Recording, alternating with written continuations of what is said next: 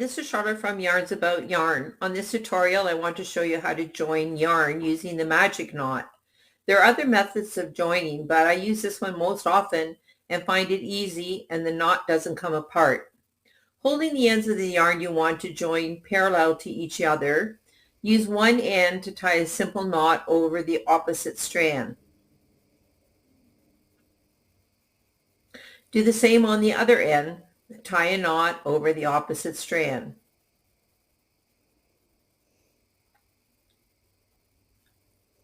Take the two pieces of yarn you're joining and pull them as tight as you can so the two knots come together.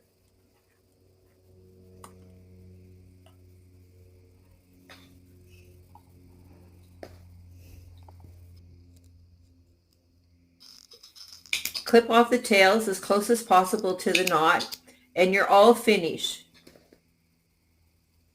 Simple, strong, and no ends to weave in. If you found this tutorial helpful, please like it and subscribe to my channel.